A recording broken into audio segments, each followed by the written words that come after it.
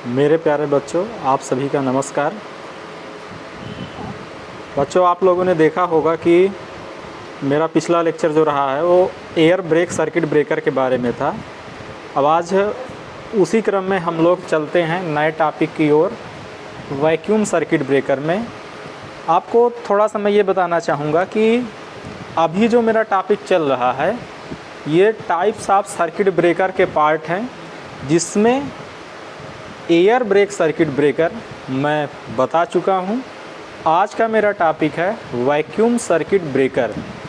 अब जो air brake circuit breaker आपको जो बताया गया था उसमें एक छोटी सी चीज़ ये छूट गई थी कि एयर ब्रेक सर्किट हमने ये बताया था इंडोर एप्लीकेशन के लिए यूज होता है। अगर मैं सबस्टेशन की बात करूं तो सबस्टेशन में जो लाइटनिंग होती हैं उसके लिए एयर ब्रेक सर्किट ब्रेकर का यूज होता है। अब आप समझेंगे कि एयर ब्रेक सर्किट ब्रेकर क्यों यूज हुआ। मान लीजिए ये आपका अगर कोई सबस्टेशन होता है तो वहाँ एक स्टेशन ट्रांसफार्मर है, मान लीजिए वो स्टेशन ट्रांसफार्मर है, वहाँ से 400 वोल्ट की सप्लाई, ये 3 फेज सप्लाई आती है। ये क्या है, ACDB हमने बताया था पिछले लेक्चर में, अल्टरनेटिंग करंट डिस्ट्रीब्यूशन बोर्ड। यहाँ पर एयर ब्रेक सर्किट ब्रेकर लगा होता है। ये 3 फेज सप्लाई आएगी और इस एयर ब्रेक सर्किट ब्रेकर की सहायता से यहाँ पर एक RYB ये बस बार लगा होता है। अब इस बस बार के साथ साथ हम एक न्यूट्रल ग्राउंड से कनेक्ट करके एक न्यूट्रल के भी वायर ले लेते हैं। अब हमको सप्लाई लेना होता है सिंगल फेज सप्लाई, तो यहाँ से ये पॉजिटिव ले लेते हैं और इसमें से एक ये निगेटिव ले लिए, ये पॉजिटिव और ये निगेटिव ले लिए। ये मेरा 230 वोल्ट की सप्लाई मुझे मिल जाती है। यहाँ मेरा क्या लगा है, एयर ब्रेक सर्किट ब्रेकर। अगर मुझे ये जो इस ट्रांसफार्मर से सप्लाई मिल रही है, इस सप्लाई को ब्रेक करना होता है तो इस ब्रेकर को मैं ओपन कर देता हूँ। तो ये जो मेरी बस है, इस बस बार में सप्लाई नहीं आती है तो मुझे इसमें कुछ मेंटेनेंस आगे करना होता है तो मैं कर सकता हूँ। ये बड़ा शॉर्ट इंट्रोडक्शन था। अभी सर्किट ब्रेकर बताया जा रहा है। अभी धीरे धीरे आगे हम चलेंगे तो एक मेरा टॉपिक आएगा सबस्टेशन। तो जब सबस्टेशन का टॉपिक आएगा तो उसमें सारे इक्विपमेंट का विथ डिटेल उसका वर्किंग प्रिंसिपल बताऊंगा और सबका डायग्राम बनाऊंगा। जितना संभव हो सकेगा उतना मैं बोर्ड में डायग्राम के माध्यम से आपको समझाने का प्रयास करूंगा। ये केवल छोटा सा शॉर्ट इंट्रोडक्शन था। हम लोग मूव करते हैं वैक्यूम सर्किट ब्रेकर की ओर। अब जैसा कि नाम से ही पता है कि ये नाम है वैक्यूम सर्किट ब्रेकर, और आप लोग ये जानते हो कि सर्किट ब्रेकर में जो मैं नामकरण करता हूँ वो उसमें आर्क क्वेंचिंग मीडियम के अनुसार करता हूँ। अगर मेरी आर्क एयर में ही क्वेंच हो जा रही है तो मैं उसको एयर ब्रेक सर्किट ब्रेकर बोलता हूँ। जैसे कि मेरा पिछला लेक्चर था एयर ब्रेक सर्किट ब्रेकर का, उसमें एयर में ही आर्क बनती थी और एयर में ही इलांगेशन और स्प्लिटिंग के कारण एयर में ही आर्क क्वेंच हो जाती थी। यहाँ पर एक क्या है, वैक्यूम सर्किट ब्रेकर है। अब इस वैक्यूम सर्किट ब्रेकर में भी आर्क वैक्यूम में ही बनेगी और वैक्यूम में ही क्वेंच होगी। लेकिन एक चीज़ यहाँ पर सोचने वाली बात यह है कि जब मैं वैक्यूम की बात करता हूँ, अगर मैं वैक्यूम की बात करता हूँ तो इसका मतलब होता है इसका जो ब्रेकडाउन स्ट्रेंथ है अनंत है। अनंत क्यों हुआ इसलिए, अगर मान लीजिए कोई ये एलिमेंट है, इसके अंदर मैं वैक्यूम क्रिएट किया हूँ। क्या किया हूँ? वैक्यूम क्रिएट किया हूँ। वैक्यूम क्रिएट करने का यहाँ पर सेंस ये होता है कि यहाँ पर कोई पार्टिकल ना हो, एयर का भी पार्टिकल ना हो, कोई भी पार्टिकल ना हो, ना एयर का हो, ना मेटल का हो, ना लिक्विड का हो, कोई ना, एकदम खाली। आप जैसे कि अगर एग्जांपल के लिए बताया जाए कि अगर आप कोई गिलास लेते हैं या मैं मान लीजिए ये ग्लास लिया हूँ, इस ग्लास को मैं एटमॉस्फेयर में लिया हूँ, तो इस ग्लास में एयर मेरी है, क्यों है? क्योंकि इसको मैं एटमॉस्फेयर में रखा हूँ, इसलिए जो एटमॉस्फेयर में जिस प्रेशर पर एयर होगी उसी प्रेशर में उसी प्रेशर की एयर इस ग्लास के अंदर भी होगी। लेकिन यहाँ पर वैक्यूम की बात की जा रही है, तो यहाँ पर वैक्यूम का सेंस ये है कि इस ग्लास के अंदर जो एयर है उस एयर को भी मैं हटा दूँ, उस एयर को भी मैं हटा दूँ, उस एयर को भी मैं हटा के सील्ड कर दूँ, तो वो मेरा क्या कहलाएगा? वैक्यूम। तो अगर मैं एयर के पार्टिकल को भी बाहर कर देता हूँ, तो एयर के पार्टिकल को भी अगर मैं बाहर कर देता हूँ, तो आप ये बताइए इसमें फिर ऐसा कौन सा पार्टिकल बचा, ऐसा कौन सा पार्टिकल बचा जिसके कारण यहाँ आयनाइजेशन होता है? क्योंकि आयनाइजेशन के लिए कुछ ना कुछ माध्यम होना चाहिए, या तो चाहे वो एयर हो, चाहे लकड़ी हो, चाहे लोहा हो, चाहे लिक्विड हो, कुछ भी हो, सोना चांदी हीरा मोती कुछ भी हो, कुछ ना कुछ माध्यम होना चाहिए जिसमें आयनाइजेशन हो सके, उसके लिए माध्यम होना चाहिए। चाहे एयर भी एक मेरा माध्यम है, लेकिन जब मैं वैक्यूम की बात करता हूँ तो उसमें कोई माध्यम नहीं होता है। जब उसमें कोई मीडियम ही नहीं है, जब कोई मीडियम ही नहीं है तो हम उसका आयनाइजेशन ही नहीं कर पाएंगे, हम उसका आयनाइजेशन नहीं कर पाएंगे। तो इस तरीके से हमको देखने में ये लगता है कि वैक्यूम सर्किट ब्रेकर में आर्क बनती ही नहीं होगी। ये तो बड़ी अच्छी बात हुई कि सर्किट ब्रेकर में ऑपरेट कराऊं और आर्क ना बने। देखिए सर्किट ब्रेकर में असली समस्या आर्क की ही तो है। आर्क को मैं कैसे बुझाऊं, आर्क को मैं कैसे बुझाऊं, यही तो मेरी प्रॉब्लम है सर्किट ब्रेकर की। और इसीलिए तो सर्किट ब्रेकर मेरा किसी सर्किट में आया ना, सर्किट ब्रेकर इसीलिए तो आया था कि जो लोड कंडीशन में ऑपरेट होता है और जो आर्क बनती है उसको क्वेंच करने की इसके अंदर अरेंजमेंट किया जाता है। लेकिन मैं वैक्यूम की बात कर रहा हूँ, तो यहाँ पर आपको ये लग रहा होगा कि वैक्यूम है तो इसमें कोई पार्टिकल नहीं, तो इसमें आर्क नहीं बनना चाहिए। लेकिन यहाँ पर भी आर्क बनता है। वो कैसे बनता है हम लोग आगे जानेंगे। हमसे आप जुड़े रहिए, हम लोग आगे समझते चलेंगे। अब कुछ जनरल वे में मैं बताऊं कि आप अगर वैक्यूम की बात करें तो वैक्यूम तो आइडियली वैक्यूम का मतलब ये है कि उसमें कोई भी प्रेशर ना हो, बिल्कुल बिना प्रेशर का। लेकिन क्या ऐसा संभव हो सकता है, क्या ऐसा संभव हो सकता है कोई आइडियली मैं वैक्यूम बना पाऊँ?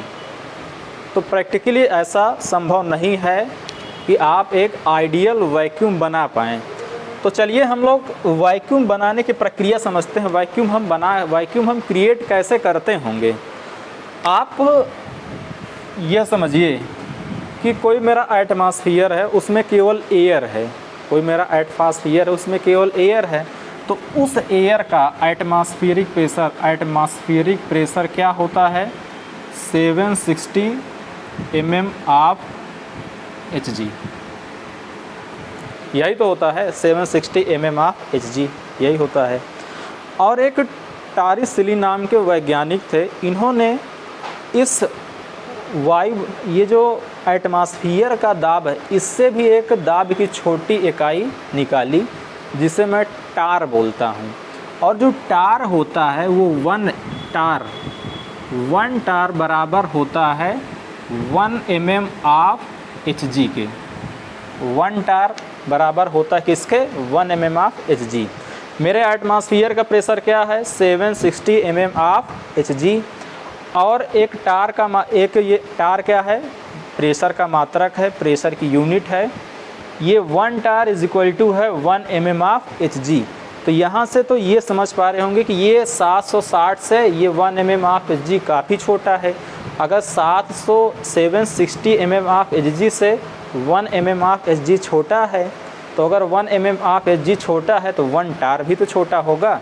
तो मतलब ये है कि इससे इस वाले से इस एटमॉस्फेयर के प्रेशर से अगर 1 टार की मैं बात करूं तो ये काफ़ी छोटा होगा। तो हम लोग करते क्या हैं? वैक्यूम क्रिएट करने के लिए और प्रेशर को कम करते हैं। प्रेशर को और कम करते मतलब कि हम निगेटिव वे में ले जाते हैं, प्रेशर को हम निगेटिव में ले जाते हैं। और वो मैं प्रेशर निगेटिव में ले जाके कर देता हूँ 10⁻⁻5 से 10⁻⁻8। 10⁻⁵ से 10⁻⁸। ये कहाँ पर करते हैं? ये वैक्यूम सर्किट ब्रेकर में हम लोग करते हैं। होता कुछ ऐसा है वैक्यूम सर्किट ब्रेकर में एक वैक्यूम इंटरप्टर होता है। वैक्यूम इंटरप्टर का मतलब है यहाँ पर कि जहाँ पर मेरे वैक्यूम सर्किट ब्रेकर के कॉन्टैक्ट ओपन और क्लोज हों, वही मेरा क्या कहला रहा है? Vacuum interrupter. और इसके अंदर, इस वैक्यूम इंटरप्टर के अंदर प्रेशर मेरा क्या है? 10⁻⁵ से 10⁻⁸ टार इसका प्रेशर है, इस वैक्यूम इंटरप्टर का। और इसी वैक्यूम इंटरप्टर में मेरा फिक्स कांटेक्ट और मेरा मूविंग कांटेक्ट इसी वैक्यूम इंटरप्टर में लगा हुआ है, और इसी वैक्यूम इंटरप्टर में ओपन और क्लोज होता है। ये वाला वैक्यूम इंटरप्टर है, और इसमें फिक्स कांटेक्ट और ये मूविंग कांटेक्ट लगा होता है। देखिए, आपको मैं एक शुरुआती जब सर्किट ब्रेकर का टॉपिक स्टार्ट किया गया था, तो एक सर्किट ब्रेकर का हमने बनाया था फिगर, बड़ा अच्छा बनाया था, अगर आप उसको देखे होंगे। उसमें R, Y, B तीनों अलग अलग पोल दिखाया गया था। तो ये जो वैक्यूम इंटरप्टर होता है, हर पोल के लिए अलग अलग लगाया जाता है। R पोल के लिए अलग, Y पोल के लिए अलग, B पोल के लिए अलग, तीनों पोल के लिए हम अलग अलग वैक्यूम इंटरप्टर लगाते हैं। और इस वैक्यूम इंटरप्टर में क्या करते हैं? वैक्यूम क्रिएट करते हैं, जो कि निगेटिव प्रेशर में हम ले जाते हैं 10⁻⁵ से 10⁸ के बीच। अब यहाँ पर यह कहानी समझना चाहिए कि 10⁵ और 10⁻8 इसके बीच का क्या मामला है? 10⁻⁻5 ही क्यों नहीं कह रहा हूँ, या 10⁻⁸ ही क्यों नहीं कह रहा हूँ? इसका मामला ये है कि जितना मैं हाई वोल्टेज यूज़ करूँगा, उतना अधिक मुझे वैक्यूम क्रिएट करना होगा। जितना अधिक मैं वैक्यूम क्रिएट करूँगा, उतनी ज़्यादा मेरी बैकग्राउंड स्ट्रेंथ बढ़ेगी, उतनी ज़्यादा मेरी डाइलेक्ट्रिक स्ट्रेंथ बढ़ेगी। वैक्यूम बढ़ाऊँगा, डाइलेक्ट्रिक स्ट्रेंथ बढ़ेगी। अगर मैं वोल्टेज बढ़ाऊँगा, बढ़ाना नहीं है वोल्टेज, यहाँ पर अलग अलग वोल्टेज पर हम सर्किट ब्रेकर को यूज करते हैं। 11 kV पर यूज करते हैं, 33 kV पर यूज करते हैं, 6.6 kV पर यूज करते हैं, 3.3 kV पर यूज करते हैं। मान लीजिए 6.6 kV पर मैं एक सर्किट ब्रेकर यूज कर रहा हूँ और दूसरा 33 kV पर यूज कर रहा हूँ। तो जो 6.6 kV वाला सर्किट ब्रेकर है, वो हो सकता है उसमें कम वैक्यूम की ज़रूरत पड़े, लेकिन 33 kV वाले सर्किट ब्रेकर में मुझे अपेक्षाकृत अधिक वैक्यूम की ज़रूरत पड़ेगी। तो जितना अधिक वोल्टेज लेवल पर मैं जाऊंगा, उतना अधिक मुझे वैक्यूम क्रिएट करने की ज़रूरत पड़ेगी। वैक्यूम क्रिएट करने का सिर्फ मतलब यहाँ पर जो भी एयर्स के पार्टिकल हैं उसको बाहर करना। अगर यहाँ पर एयर का पार्टिकल नहीं होगा तो मैं किसी चीज़ को आयनाइज ही नहीं करूँगा। यहाँ पर पार्टिकल नहीं होने का मतलब कोई माध्यम नहीं होगा। अगर कोई माध्यम नहीं होगा तो मैं आयनाइज किसे करूँगा, और मैं यही चाहता हूँ कि आयनाइजेशन कम से कम हो। इसीलिए आपका पिक्चर में आया है वैक्यूम सर्किट ब्रेकर। तो ये जो वैक्यूम सर्किट ब्रेकर का हमने बताया प्रेशर कि 10⁻⁻5 से 10⁻⁸ के बीच होता है, तो इसी चीज़ को हम लोग लिख भी लेते हैं, जो साथ ही साथ जिससे हमारी नोट्स भी कंप्लीट होते चले। तो यहाँ पर आप लिखिए वैक्यूम सर्किट ब्रेकर में वैक्यूम का प्रेशर 10⁻⁵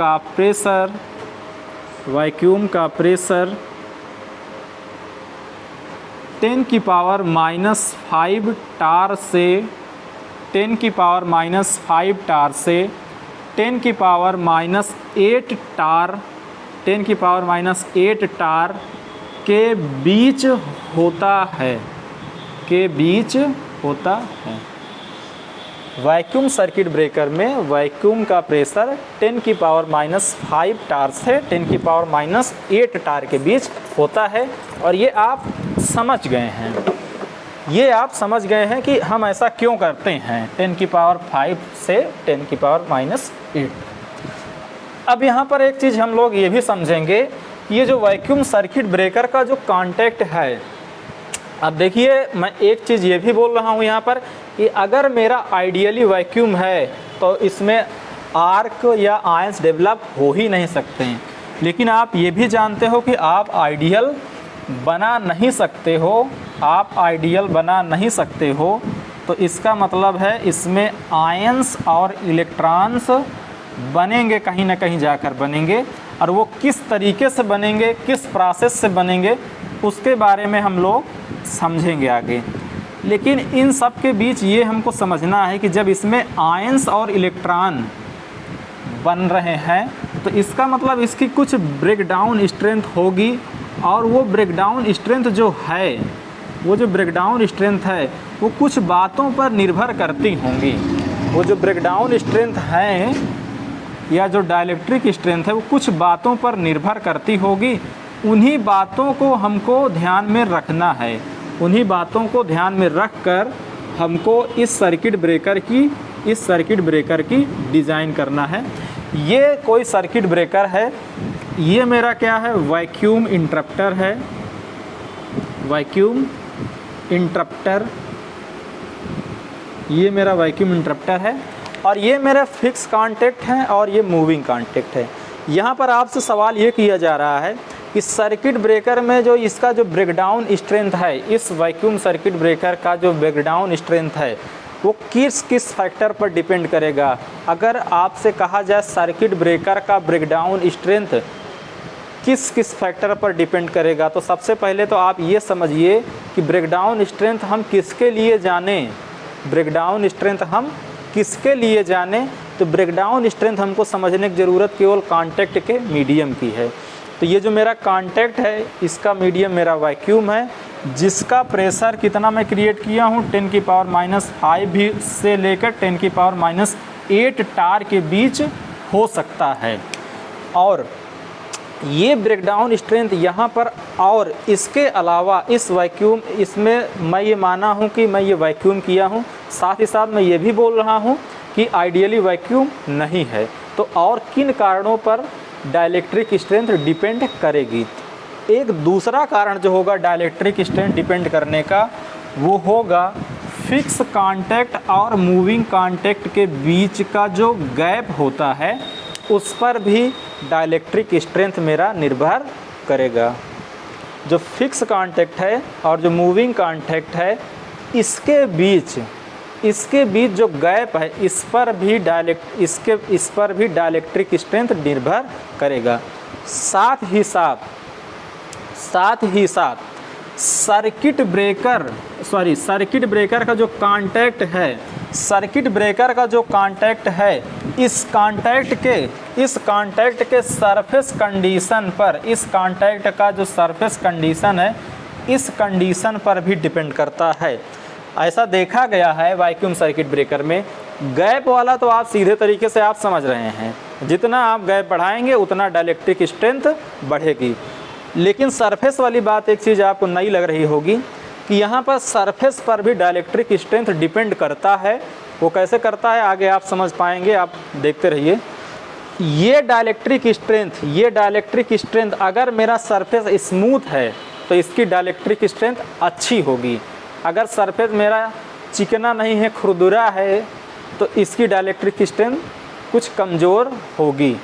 तो इसी चीज़ को हम लोग लिख लेते हैं जिससे कि हमें याद में बना रहे बराबर, हमारी प्रॉपर नोट्स एक कंप्लीट हो पाए।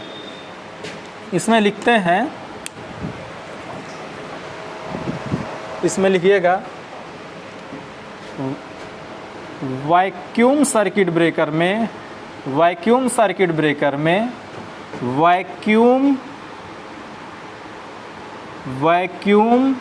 वैक्यूम की डाइलेक्ट्रिक स्ट्रेंथ भी लिख सकते हैं या ब्रेकडाउन स्ट्रेंथ भी लिख सकते हैं। ब्रेकडाउन स्ट्रेंथ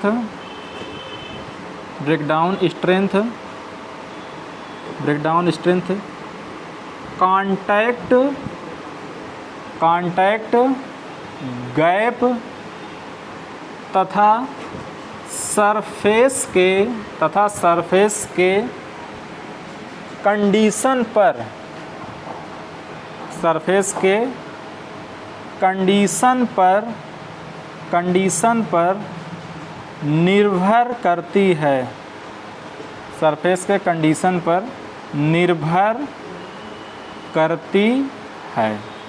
हमने अभी आपको ये बताया कि जो स्मूथ कांटेक्ट है, स्मूथ कांटेक्ट की डाइलेक्ट्रिक स्ट्रेंथ या ब्रेकडाउन स्ट्रेंथ अधिक होगा। तो इसी चीज़ को हम लोग लिखेंगे, हाईली स्मूथ और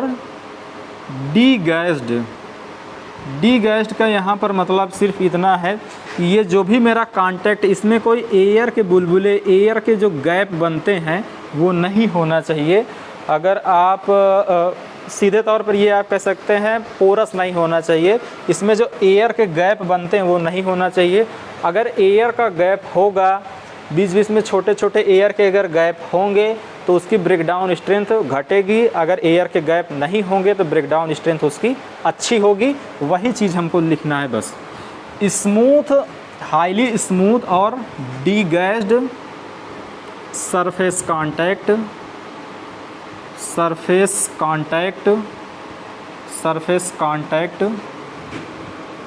का ब्रेकडाउन स्ट्रेंथ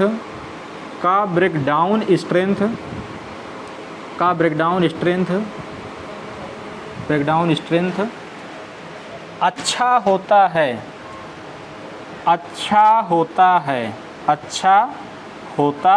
है। ये चीज़ आप समझ गए होंगे। अब हम लोग अपने अगले सेगमेंट में चलते हैं। देखिए, आज ये जो लेक्चर है ये केवल वैक्यूम सर्किट ब्रेकर पर ही बेस्ड है। अब इसमें इसी सर्किट ब्रेकर को आसानी समझने के लिए मैं छोटे छोटे सब टॉपिक बना लिया हूँ। छोटे छोटे सब टॉपिक बना के उनकी वर्किंग प्रिंसिपल को समझाया हूँ, जिससे आपको उस पॉइंट को समझने में और जब भी आप कभी उस चीज़ को दोहराएं तो वो दोहराने में आसानी हो। इसलिए हमने इसको छोटे छोटे पॉइंट में, या इसको सब पॉइंट बोल सकते हैं, या कुछ भी आप नाम दे दीजिए, उसमें हमने कनेक्ट कर लिया, कन्वर्ट कर लिया है। तो चलिए सबसे पहले हम ये समझते हैं कि वैक्यूम सर्किट ब्रेकर में आर्क कैसे बनती है। तो वैक्यूम सर्किट ब्रेकर में आर्क बनने के लिए हमको क्या समझना है, ये चीज़ हम समझेंगे। सबसे पहले हेडिंग डालेंगे द वैक्यूम आर्क। इसमें हम लोग ये समझेंगे कि कोई भी सर्किट ब्रेकर है, अगर उस वैक्यूम है उसका माध्यम, तो उसमें कैसे आर्क डेवलप होती है। इसके लिए मैं सर्किट ब्रेकर के कांटेक्ट को ड्रा करूँगा। ये सर्किट ब्रेकर का कांटेक्ट है, ये मान लीजिए ये मेरा फिक्स कांटेक्ट है। ये कुछ मेरा ऐसा फिक्स कांटेक्ट है। ये इधर मेरा मूविंग कांटेक्ट है।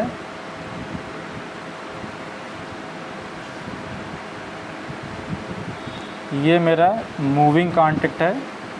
ये कुछ ऐसा बना होता है।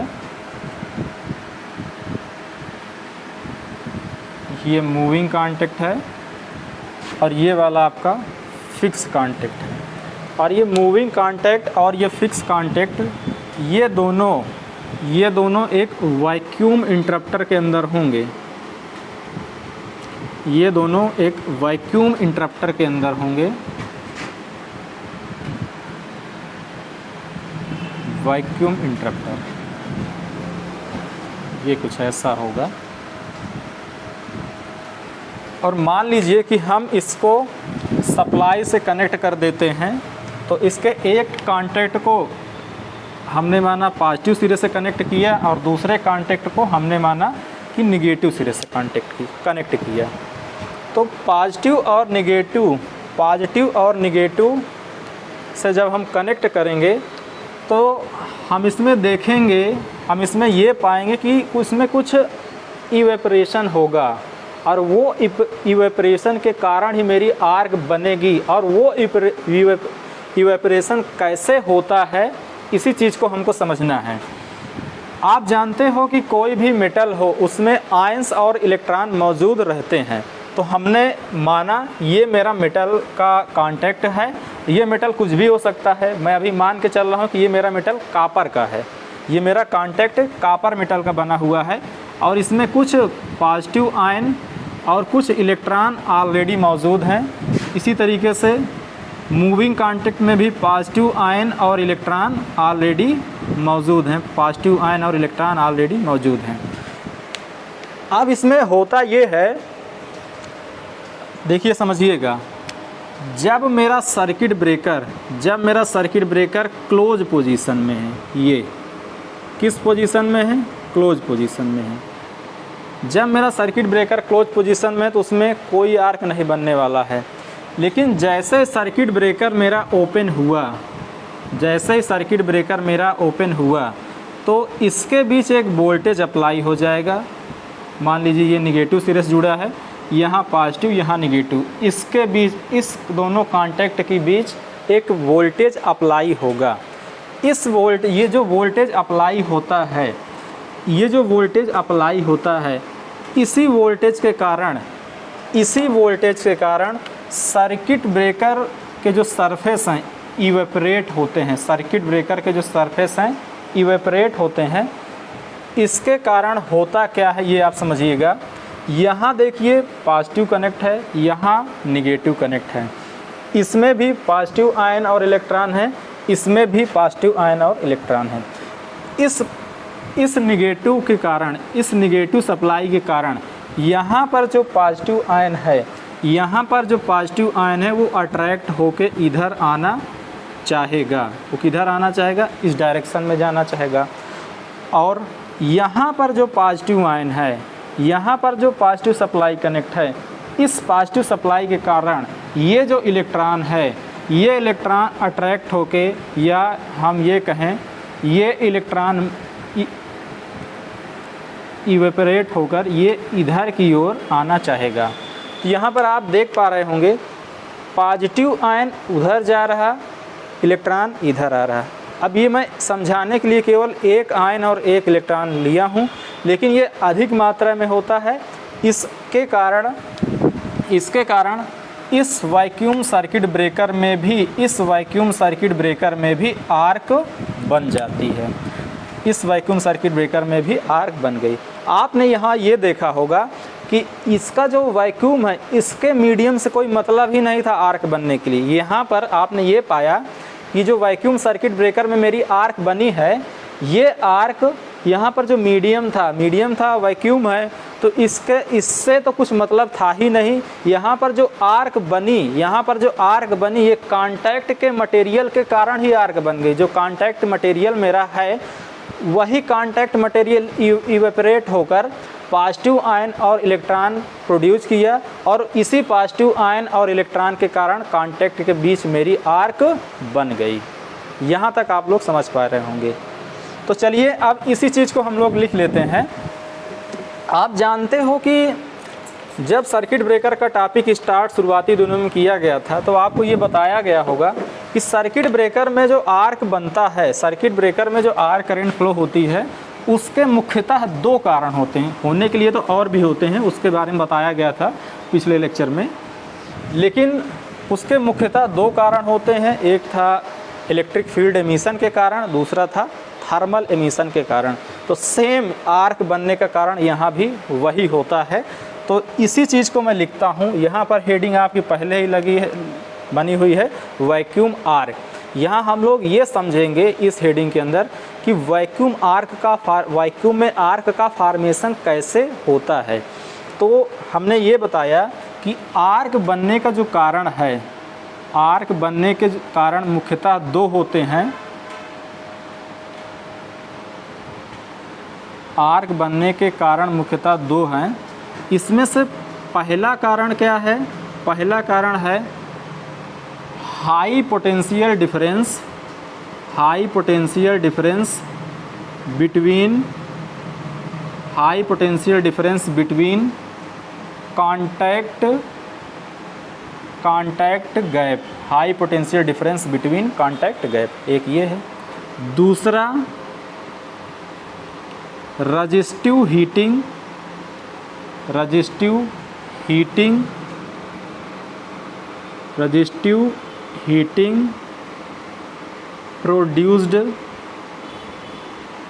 produced at the point of contact separation। यहाँ पर समझिएगा, जो आर्क बनने के कारण सेम वही चीज़ है, ये इलेक्ट्रिक फील्ड एमिशन हुआ, ये थर्मल एमिशन हुआ, या तो इसके कारण बनेगा या तो इसके कारण बनेगा या तो इन दोनों के कारण बनेगा, या तो इसके कारण बनेगा या तो उपरोक्त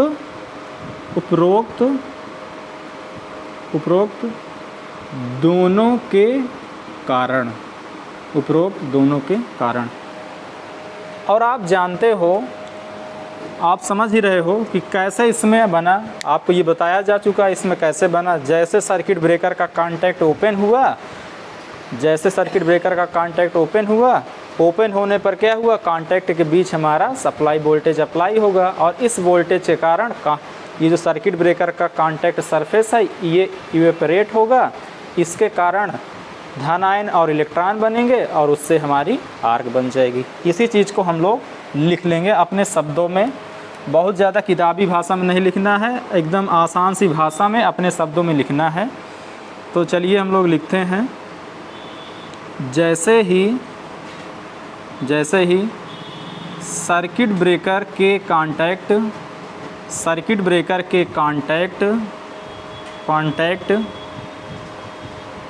ओपन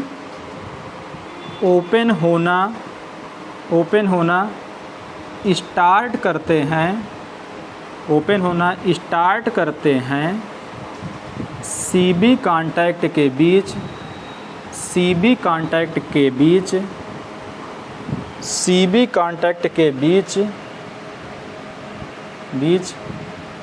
एक वोल्टेज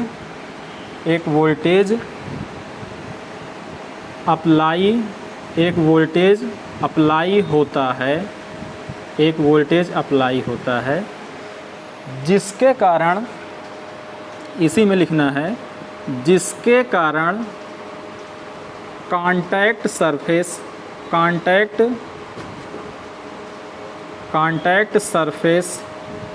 इवेपोरेट होते हैं,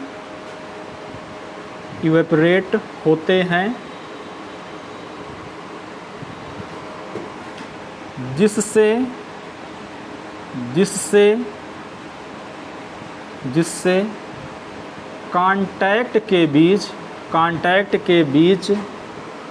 कांटेक्ट के बीच आयंस और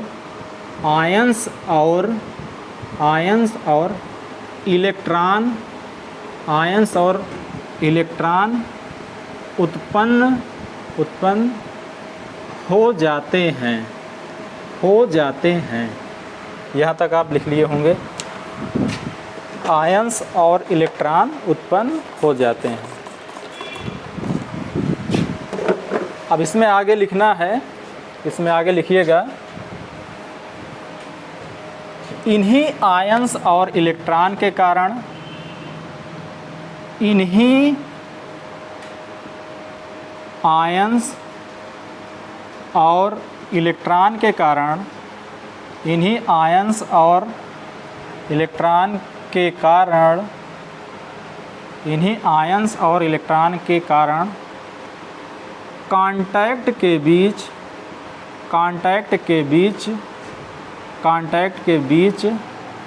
आर्क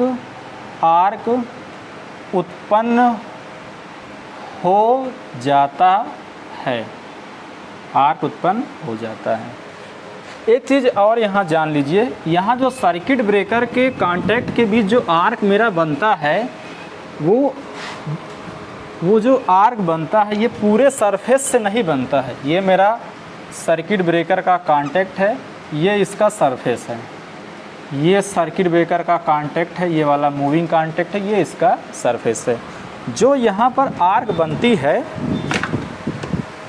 जो यहाँ पर आर्क बनती है, ये पूरे सरफेस से नहीं बनती, ये पूरे सरफेस से नहीं बनती, ये कहीं कहीं से स्पॉटी नेचर में ये बनती है, किसी बिंदु से बन गई, कहीं से नहीं बनी, एक आध दो बिंदुओं से बन गई, 3 बिंदुओं से बन गई या ज़्यादा बन गई, लेकिन पूरे सरफेस से इसमें नहीं बनता है।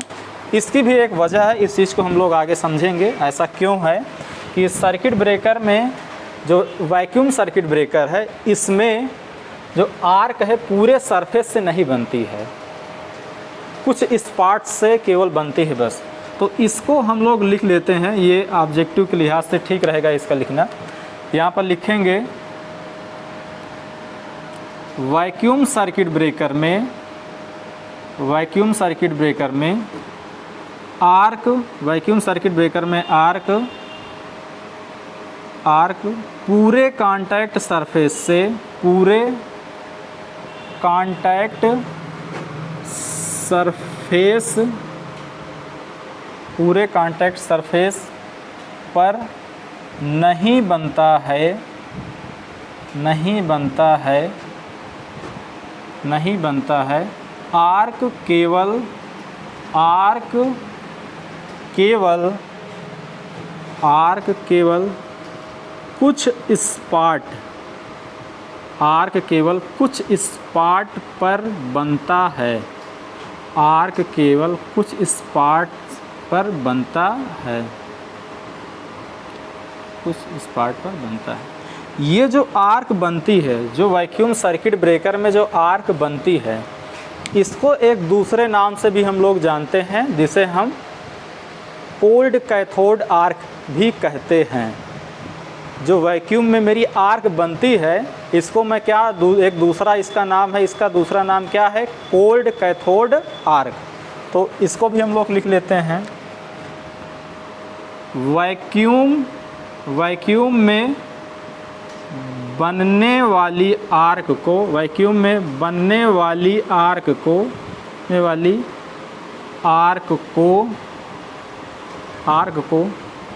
कोल्ड कैथोड आर्क के नाम से भी जाना जाता है, नाम से भी जाना जाता है, जाना जाता है। ठीक, यहाँ तक आपको समझ में आया। तो ये था आपका वैक्यूम में कैसे मेरा आर्क बनता है। अभी तक आप लोगों ने ये समझा कि वैक्यूम सर्किट ब्रेकर में आर्क का फॉर्मेशन कैसे बनता है। अच्छा, इसमें एक टॉपिक ये था, एक इसमें अभी जिक्र हुआ था कि जो कांटेक्ट है, उस कांटेक्ट के पूरे सरफेस से आर्क नहीं बनती है, कुछ स्पॉट से ही आर्क बनती है। तो इसको मैं अभी आपको बोल के रखा हूँ, आगे आएगा, इसी में आगे टॉपिक अभी आ रहा है, उसमें आगे हम लोग डिस्कस करेंगे, हमको याद है। तो आप लोग इसकी चिंता मत करिए कि कोई चीज़ हम छोड़ेंगे, सारा चीज़ बताया जाएगा। अब जो अगली हेडिंग हम लोग डालते हैं, इसमें डाल लीजिए vacuum arc stability, vacuum arc stability, vacuum arc stability. Vacuum arc stability का मतलब पहले समझा जाए, फिर इसके बारे में लिखाया जाए कि वैक्यूम आर्क स्टेबिलिटी में किस किस चीज़ का प्रभाव होता है और कैसा प्रभाव होता है। देखिएगा, वैक्यूम, देखिए हमने क्या बोला, एक हमने बोला आर्क का बनना, आर्क का बनना मतलब आर्क फॉर्मेशन, आर्क फॉर्मेशन। दूसरा हम क्या बोल रहे हैं, arc stability, arc stability. Arc का बनना अलग चीज़ है, आर्क की स्टेबिलिटी अलग चीज़ है। आर्क का बनना अलग चीज़ है और आर्क की स्टेबिलिटी अलग चीज़ है। आर्क की स्टेबिलिटी का यहाँ पर मतलब ये समझा जाता है कि आर्क मेरा कितनी देर तक के लिए बना रहा, आर्क मेरा कितनी देर के लिए स्टेबल रहा, आर्क मेरा कितनी देर के लिए बना रहा। आर्क जितना देर के लिए बना रहेगा, जितना ज़्यादा समय के लिए बना रहेगा, वो आर्क कहलाएगी, ये आर्क ज़्यादा स्टेबल है। और जहाँ पर जिस सर्किट ब्रेकर में आर्क कम समय के लिए बना रहेगा, इसको हम बोल सकते हैं ये कम स्टेबल है। लेकिन हम चाहते क्या हैं, हम तो यही चाहते हैं ना कि आर्क जल्दी से जल्दी क्वेंच हो जाए। आर्क जितना जल्दी क्वेंच होगा, उतना फास्ट ऑपरेशन सर्किट ब्रेकर का माना जाएगा। जितना जल्दी आर्क सर्किट ब्रेकर क्वेंच कर ले जाए, उतना जल्दी सर्किट ब्रेकर से क्या होगा, फॉल्ट क्लियर हो जाएगा, जो फॉल्टी सेक्शन मेरा है वो अलग हो जाएगा। हमारी डिमांड क्या है, हमारी यहाँ पर डिमांड ये है कि हम ऐसा सर्किट ब्रेकर बनाएंगे जिसकी आर्क स्टेबिलिटी कम हो। तो वो आर्क स्टेबिलिटी को कम रखने के लिए हमको ये चीज़ जानना होगा कि ये आर्क स्टेबिलिटी किन किन बातों पर निर्भर करती है।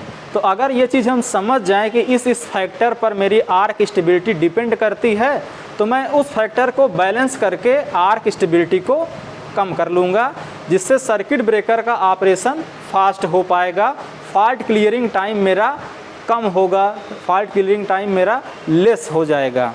चलिए आइए हम लोग समझते हैं कि आर्क की स्टेबिलिटी किन किन कारणों पर निर्भर करती है।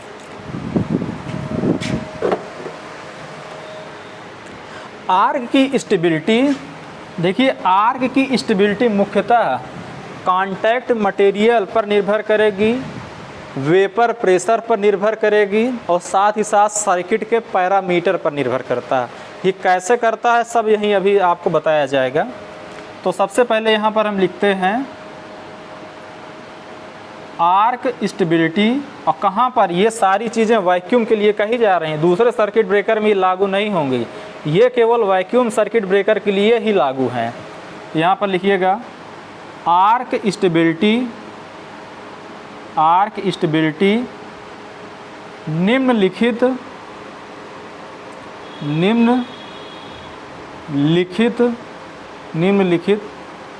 पर निर्भर करती है, आर्क स्टेबिलिटी निम्नलिखित पर निर्भर करती है। तो वो आर्क स्टेबिलिटी कौन कौन सी बातें जिन पर निर्भर करेंगी, पहला है आपका कांटेक्ट मटेरियल, जो सीबी कांटेक्ट में मैं फिक्स कांटेक्ट और मूविंग कांटेक्ट यूज कर रहा हूँ, वो किस मटेरियल का बना हुआ है, इस पर मेरा आर्क स्टेबिलिटी डिपेंड करेगा। तो इसलिए मुझे सर्किट ब्रेकर का कांटेक्ट बड़े ही ध्यान से चूज करना होता है। इस बात को आप समझेंगे आगे। Contact material and vapour pressure.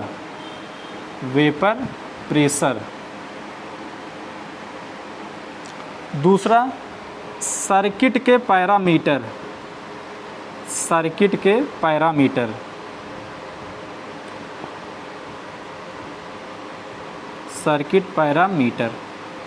Circuit parameter में हमारा क्या आ जाता है, हमारा वोल्टेज आ जाएगा, करंट आ जाएगा, इंडक्टेंस आ जाएगा, कैपेसिटेंस आ जाएगा। इन सब बातों पर मेरा आर्क स्टेबिलिटी डिपेंड करेगी। तो सबसे पहले हमने ये देखा कि कांटेक्ट मटेरियल और वेपर प्रेशर पर निर्भर करता है। तो होता ये है जिस कांटेक्ट मटेरियल में वेपर प्रेशर अधिक होता है, जिस कांटेक्ट मटेरियल का वेपर प्रेशर अधिक होता है, वेपर प्रेशर अधिक होने का मतलब यहाँ पर ये है कि अधिक वेपर बना। वेपर प्रेशर अधिक होने का यहाँ पर मतलब ये है कि अधिक वेपर बना। अगर अधिक वेपर बनेगा तो प्रेशर ऑलरेडी वेपर का अधिक हो जाएगा। तो यही चीज़ मैं यहाँ पर लिखूँगा, अधिक वेपर प्रेशर पर, अधिक वेपर प्रेशर, या तो इसको कह दें high vapour pressure, high vapour pressure. देखिए यहाँ पर होता यह है कि हमारे अलग अलग मटेरियल, जो भी हमारे मटेरियल हैं सबकी अलग अलग प्रॉपर्टी होती है। तो कुछ मटेरियल होते हैं कि उतने ही टेम्परेचर पर ज़्यादा वेपर बनाते हैं, कुछ मटेरियल होते हैं उतने ही टेम्परेचर पर कम वेपर बनाते हैं। तो जो टेम्परेचर है दोनों के लिए मैं एक रख रहा हूँ, एक में वेपर ज़्यादा बन रहा है और एक में वेपर कम बन रहा है। तो यहाँ पर ये देखना है कि उस जो टेम्परेचर बना उसमें अगर अधिक वेपर बना या कम वेपर बना, जो टेम्परेचर है कोई स्थिर टेम्परेचर तो नहीं होगा। यहाँ पर जो भी टेम्परेचर बनता होगा इस कांटेक्ट के बीच, जो भी टेम्परेचर इस कांटेक्ट के बीच बनता होगा, उस टेम्परेचर के कारण जो भी मेरा वेपर बना, जिसमें वेपर ज़्यादा बनेगा उसका कहेंगे हाई वेपर प्रेशर, जिसमें वेपर कम बनेगा उसमें हम कहेंगे लो vapour pressure.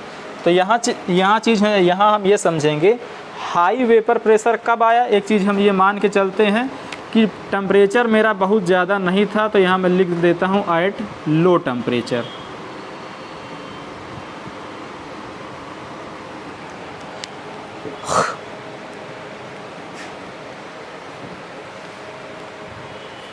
High vapour pressure contact material की आर्क स्टेबिलिटी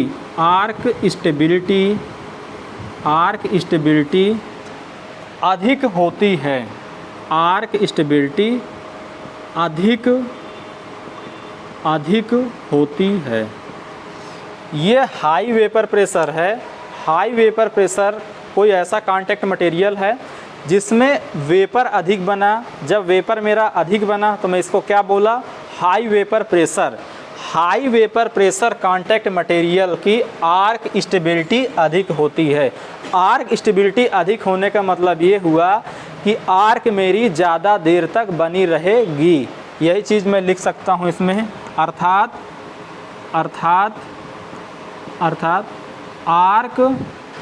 आर्क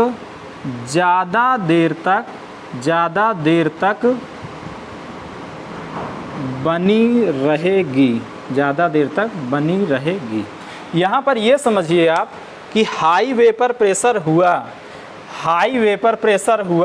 तो ये आर्क स्टेबिलिटी क्यों बढ़ी।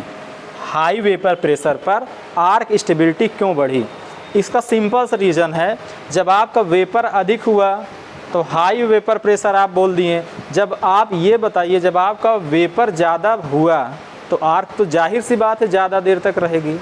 अगर आपका वेपर ज़्यादा हुआ तो वेपर प्रेशर ज़्यादा हुआ। अगर वेपर प्रेशर ज़्यादा होने का मतलब वेपर का ज़्यादा बनना। अगर वेपर्स आपके ज़्यादा बनेंगे तो जाहिर सी बात है आर्क आपकी ज़्यादा देर तक बनी रहेगी। आर्क की स्टेबिलिटी अधिक हो जाएगी। आर्क की स्टेबिलिटी अधिक होगी, आर्क ज़्यादा देर तक बनी रहेगी। तो क्या आप ऐसा चाहते हैं कि आर्क स्टेबिलिटी ज़्यादा देर तक बनी रहे?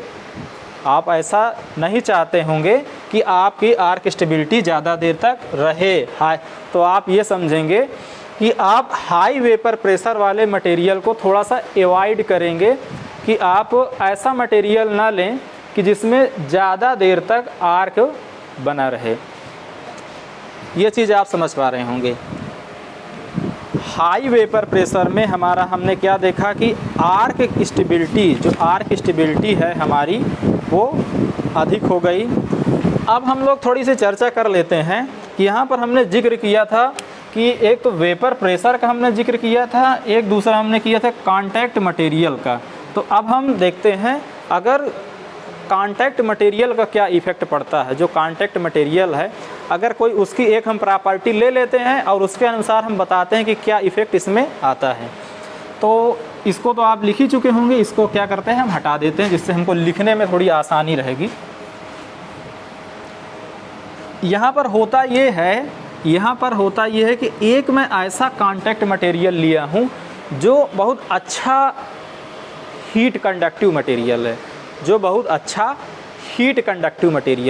मैं एक ऐसा कांटेक्ट मटेरियल लिया हूँ जो बहुत अच्छा हीट कंडक्टिव मटेरियल है। इसके कारण क्या होगा, अगर ये मेरा कांटेक्ट मटेरियल अच्छा हीट कंडक्टिव होगा तो होगा क्या, इसमें जो हीट बनेगी, इसके बीच, इस कांटेक्ट के बीच जो हीट बनेगी वो बहुत तेज़ी से ये क्षरण हो जाएगा। कहीं भी क्षरण हो जाए, बहुत तेज़ी से क्षरण हो जाएगा। मतलब ये जो इसमें हीट बना, ये कांटेक्ट बहुत तेज़ी से ठंडा हो जाएगा। अब ये कांटेक्ट अगर ठंडा होने लगेगा तो जो इवेपरेशन है वो घटने लगेगा। अगर मेरा वेपर मेरा घटने लगेगा तो आर्क मेरी क्वेंच हो जाएगी, आर्क मेरी बुझ जाएगी, या तो मैं ये कहूँ आर्क मेरी चॉप हो जाएगी। आर्क मेरी चॉप इस कहने का मतलब ये था कि मान लीजिए ये आर्क ऐसे करीब, ये आर्क करंट ऐसे कुछ फ्लो हो रही थी अब यहाँ से जो हीट डेवलप हुई वो हीट घट रही है। हीट घटने के साथ साथ हमारी क्या होगी, आर्क करंट, ये यहाँ पर जो करंट फ्लो हो रही थी वो करंट भी घटेगी। आपको ऐसा करते हैं, लिख के उसके बाद समझाते तो थोड़ा समझने में आसानी होगी। यहाँ पर लिखते हैं एक गुड हीट कंडक्टिव, एक गुड हीट कंडक्टिव, एक गुड हीट कंडक्टिव मटेरियल, एक गुड हीट कंडक्टिव मटेरियल बहुत तेज़ी से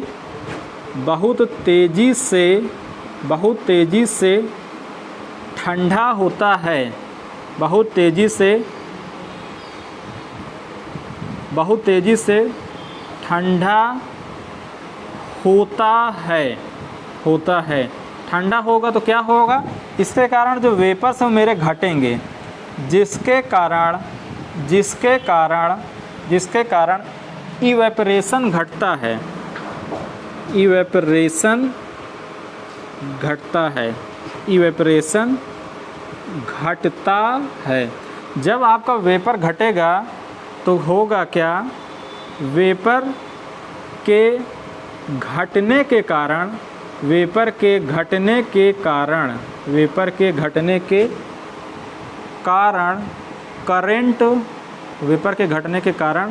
करंट चाप हो जाती है,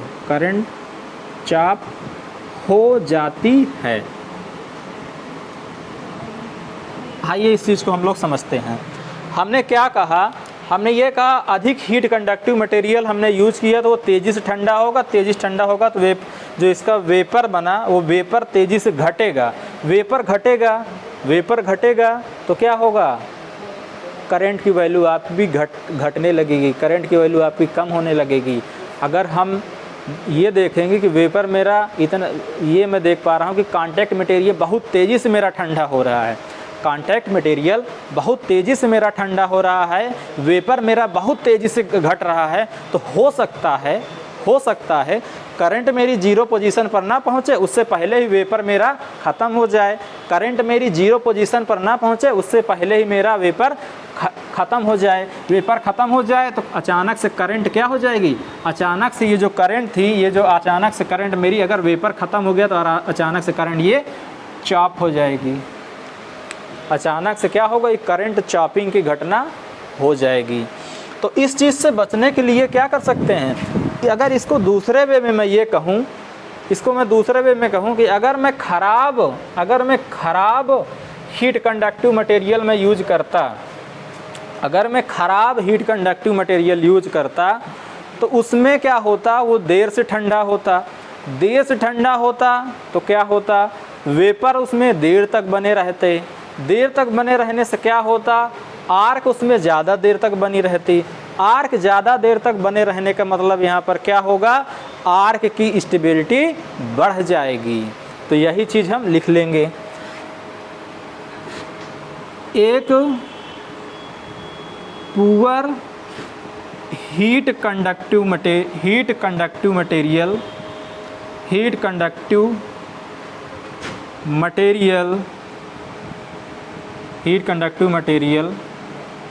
प्रयोग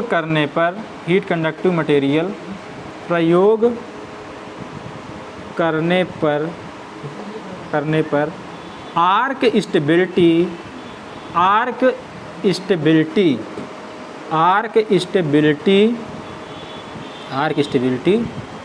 बढ़ जाती है, आर्क स्टेबिलिटी बढ़ जाती है। जब आपने एक ख़राब हीट कंडक्टिव मटेरियल यूज़ किया तो आपने ये देखा कि उसमें आर्क देर तक बनी रहती है। देर तक बने रहने के कारण हमने ये पाया कि उसकी आर्क स्टेबिलिटी बढ़ जाती है। अब ये पैरामीटर इसका देखिए, स्टेबिलिटी से रिलेटेड है, हमने वेपर प्रेशर का एग्जांपल लेके बता दिया, कांटेक्ट मटेरियल से रिलेटेड प्रॉपर्टी लेकर हमने बता दिया। अब इस सर्किट के पैरामीटर से रिलेटेड एक प्रॉपर्टी मैं ले लेता हूँ और उसके बारे में बता देता हूँ। मैं एक ये मान लीजिए वोल्टेज वाली प्रॉपर्टी को लेके बताता हूँ। होता ये है कि जो अगर ये वोल्टेज अगर मैं बढ़ाऊँगा, अगर मैं सिस्टम का वोल्टेज बढ़ाऊंगा तो होगा क्या, अगर मैं यहाँ पर सिस्टम का वोल्टेज बढ़ाऊंगा तो इस कांटेक्ट के सरफेस में इवेपरेशन ज़्यादा होगा, इस कांटेक्ट के सरफेस में इवेपरेशन ज़्यादा होगा। इसका मतलब यह हुआ कि इसमें आयंस और इलेक्ट्रॉन ज़्यादा बनेंगे। अगर आयंस और इलेक्ट्रॉन ज़्यादा बनेंगे तो इसकी आर्क की स्टेबिलिटी मेरी बढ़ जाएगी। यहाँ पर हमने क्या समझा, अगर मैं वोल्टेज में बढ़ाता हूँ तो कांटेक्ट मटेरियल के जो सरफेस हैं उसमें इवेपरेशन बढ़ जाता है। इवेपरेशन बढ़ने के कारण पॉजिटिव आयन और इलेक्ट्रॉन मेरे अधिक बनते हैं, और पॉजिटिव आयन और इलेक्ट्रॉन आयंस और इलेक्ट्रॉन अधिक बनेंगे तो होगा क्या, आर्क मेरी ज़्यादा देर तक बनी रहेगी, तो आर्क स्टेबिलिटी मेरी बढ़ जाएगी। तो यहाँ पर आप लिख सकते हैं, यहाँ पर लिखिएगा हाई वोल्टेज, यहाँ पर लिखिएगा हाई वोल्टेज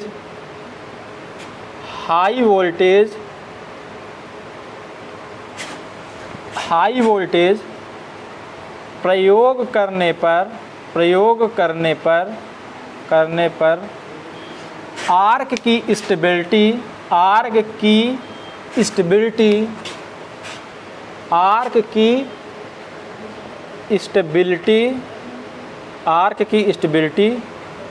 बढ़ जाती है। आर्क की स्टेबिलिटी बढ़ जाती है। ये आर्क की स्टेबिलिटी क्यों बढ़ जाती है मैं आपको बता चुका हूँ। अगर वोल्टेज मेरा अधिक होगा तो इवेपरेशन कांटेक्ट मटेरियल का अधिक होगा। इसके कारण होगा क्या, इसके कारण होगा यही, आर्क करंट में आर्क मेरी ज़्यादा देर तक बनी रहेगी, जिससे क्या होगा, मेरा आर्क की स्टेबिलिटी बढ़ जाएगी। अब देख, इतनी चीज़ें तो हमने समझा कि कांटेक्ट मटेरियल वाली प्रॉपर्टी ले लिया, वेपर प्रेशर वाली प्रॉपर्टी ले लिया, सर्किट की पैरामीटर को हमने रख के देख लिया, तो उसमें सब में हमको ये पता चलेगा ये प्रभाव हो गए। तो अब हमको एक ये भी तो जानना ज़रूरी कि ऐसा हम क्या अरेंजमेंट करें कि आर्क स्टेबिलिटी मेरी घटे। आर्क स्टेबिलिटी मेरी घटने का मतलब ऑपरेशन सर्किट ब्रेकर का फास्ट हो। तो उसके लिए मैं सर्किट ब्रेकर के कांटेक्ट के क्रॉस कैपेसिटर लगाता हूं, और वो लगाता हूं एक रेजिस्टेंस के साथ में। इसका पूरा कॉन्सेप्ट आपको समझ में आएगा जब आप लोग लाइटनिंग अरेस्टर के बारे में पढ़ेंगे, या जो होता है लाइटनिंग स्ट्रोक होता है उसके बारे में पढ़ेंगे, तब इसका पूरा कॉन्सेप्ट समझ में आएगा। अभी आप इसको एक ऑब्जेक्टिव के लिहाज से आप ये समझ लीजिए कि सर्किट ब्रेकर के कांटेक्ट के क्रॉस आप कैपेसिटर लगाकर आप क्या करते हैं, आर्क की स्टेबिलिटी को आप घटाते हैं। आर्क की जो लाइफ साइकिल है, जो उसकी लाइफ टाइम है आर्क की, उसको आप घटाते हैं। वो आप कैसे घटाते हैं, आप कैपेसिटर के साथ एक रेजिस्टेंस भी लगाते हैं। जब आपको लाइटनिंग अरेस्टर या लाइटनिंग स्ट्रोक के बारे में बताया जाएगा, अभी सर्किट ब्रेकर के बाद आगे टॉपिक्स जब आएंगे तो उसमें बहुत डिटेल में इस चीज़ के बारे में हमको पढ़ना है, इसलिए हम उसके अंदर बहुत ज़्यादा अंदर ना जाते हुए हम केवल आपको इतना बता रहे हैं कि कैपेसिटर को सर्किट ब्रेकर के कांटेक्ट के क्रॉस लगाने पर उसकी आर्क की स्टेबिलिटी घट रही है। वो कैसे घट रही है, इस चीज़ का जिक्र हम लोग जब लाइटनिंग अरेस्टर पढ़ेंगे तो उसमें डिटेल में करेंगे, क्योंकि ये टॉपिक आगे आएगा और इसमें तमाम वेराइटीज़ हैं, उसको डिटेल में हमको पढ़ना है। तो यहाँ केवल हम इतना ही जानते हैं। तो लिखिएगा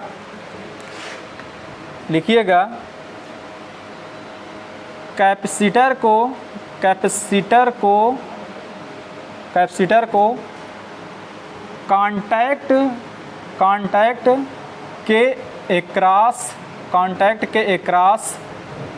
कांटेक्ट के एक्रॉस लगाकर आर्क स्टेबिलिटी घटाई जाती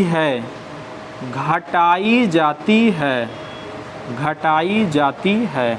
आप यही तो चाहते हैं कि आर्क स्टेबिलिटी आपकी कम से कम हो। अगर आर्क स्टेबिलिटी आपकी कम से कम होगी तो आपका आर्क स्टेबिलिटी अगर आपकी कम से कम होगी तो इससे आपका फ़ायदा ये रहेगा कि आर्क जल्दी बुझ जाएगी। आर्क जल्दी बुझ जाएगी तो आपका फॉल्ट जल्दी क्लियर हो जाएगा। तो इससे आपका फ़ायदा ये रहेगा कि सर्किट ब्रेकर का ऑपरेशन फास्ट हो जाएगा। सर्किट ब्रेकर का ऑपरेशन बेसिकली दो चीज़ों पर डिपेंड यहाँ पर करेगा। एक तो आर्क की स्टेबिलिटी पर डिपेंड कर सकता है, दूसरा कांटेक्ट के बीच गैप पर उस पर भी डिपेंड करता है। और वैक्यूम सर्किट ब्रेकर में जो गैप होता है बड़ा कम होता है, वो 5 mm से लेके लगभग 10 mm के बीच होता है। इसीलिए कहते हैं वैक्यूम सर्किट ब्रेकर का ऑपरेशन बड़ा फास्ट होता है। अब मैं इस चीज़ को यहाँ से हटाता हूँ। अब हम लोग अपने चलते हैं नए स्टेप में। और अभी तक हम लोगों ने ये पाया था, अभी तक हम लोगों ने ये समझा था कि यहाँ पर सर्किट ब्रेकर में आर्क का फॉर्मेशन कैसा हुआ और ये आर्क कितनी देर तक बनी रहेगी, इसके आर्क के बने रहने का, आर्क के स्टेबिलिटी का क्या क्या कारण हो सकता है। लेकिन अभी सर्किट ब्रेकर, अभी इसमें मेरी आर्क क्वेंच नहीं हुई है, आर्क मेरी बुझी नहीं है। आर्क तो बन गई लेकिन अभी तक मैं आर्क के बुझने की, आर्क के एक्सटिंक्शन होने की, आर्क के क्वेंच होने की बात हमने नहीं किया। तो अब हम उसी पर डिस्कस कर लेते हैं कि यहाँ इस सर्किट ब्रेकर में, इस वैक्यूम सर्किट ब्रेकर में कैसे मेरी आर्क क्वेंच होती है। तो अगला आप हेडिंग डालिएंगे आर्क एक्सटिंक्शन। आर्क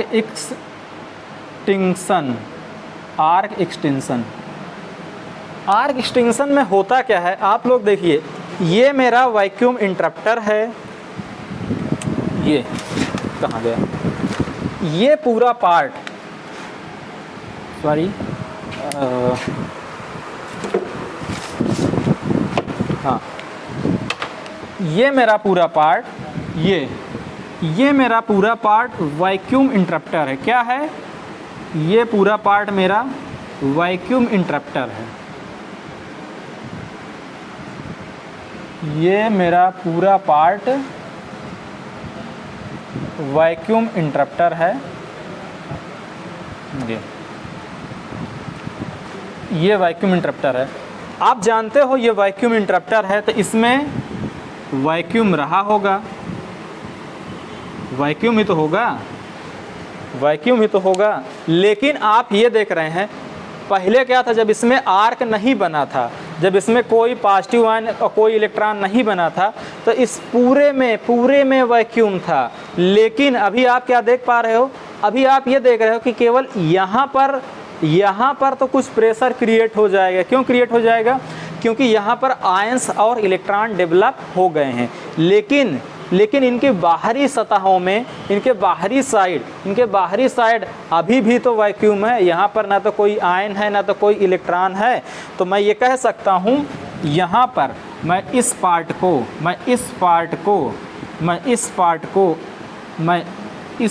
क्या कह सकता हूँ, इस पार्ट को मैं ये कह सकता हूँ नो मॉलिक्यूल। यहाँ पर कोई मॉलिक्यूल नहीं है। कोई मॉलिक्यूल नहीं होने का मतलब प्रेशर मेरा 0। इसी तरीके से यहाँ भी प्रेशर मेरा 0। लेकिन आप ये देख रहे हैं कि यहाँ पर आयंस और इलेक्ट्रॉन उत्पन्न हो गया। यहाँ पर आयन और इलेक्ट्रॉन जब आ गए तो यहाँ पर प्रेशर है, यहाँ पर जो बनने वाला प्रेशर है, कांटेक्ट के बीच बनने वाला जो प्रेशर है, ये 0 के बराबर नहीं होगा। ये 0 के बराबर नहीं होगा। अब यहाँ पर गौर करिएगा, इस कांटेक्ट के बीच प्रेशर 0 के बराबर नहीं है, कुछ ना कुछ प्रेशर है। और इनके बाहरी साइड प्रेशर मेरा कितना है? 0 है। प्रेशर मेरा कितना है? 0 प्रेशर है। 0 प्रेशर होने के कारण होगा क्या, यहाँ पर कुछ प्रेशर होगा, यहाँ प्रेशर 0 होगा। तो यहाँ आप कह सकते हो यहाँ अधिक प्रेशर, यहाँ कम प्रेशर, यहाँ इस जगह अधिक प्रेशर और इस जगह कम प्रेशर। अब इस अधिक प्रेशर और इस कम प्रेशर के कारण क्या हो गया? प्रेशर ग्रेडियंट डेवलप हो गया। इस प्रेशर ग्रेडियंट के कारण ये ये आयंस और इलेक्ट्रॉन मूव कर जाएंगे किधर, जिधर जीरो प्रेशर है, जिधर हाई प्रेशर से लो प्रेशर की ओर ये आयंस और इलेक्ट्रॉन मूव कर जाएंगे। जब ये आयंस और इलेक्ट्रॉन हाई प्रेशर से लो प्रेशर की ओर मूव करके हट गए तो इस CB कांटेक्ट के बीच जो आर्क बन रही थी वो क्वेंच हो जाएगी। जब आयन और इलेक्ट्रॉन रहेंगे ही नहीं तो आर्क इसमें रहेगी ही नहीं। यहाँ तक आप समझ पाए होंगे। इसी चीज़ को हम लोग लिख लेते हैं। यहाँ पर लिखेंगे कांटेक्ट के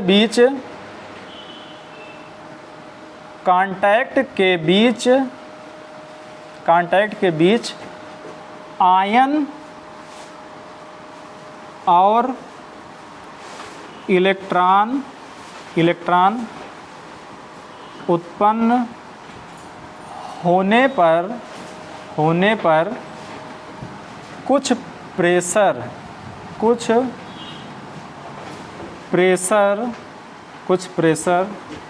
क्रिएट हो जाता है, कुछ प्रेशर क्रिएट हो जाता है, जबकि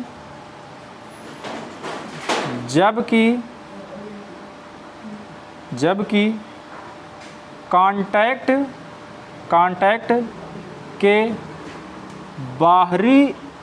बाहरी साइड कहें या सिरा कहें या सतह कहें, बाहरी साइड पर जीरो प्रेशर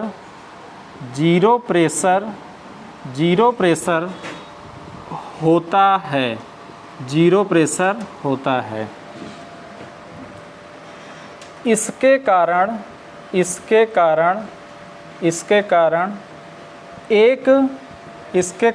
एक प्रेशर ग्रेडियंट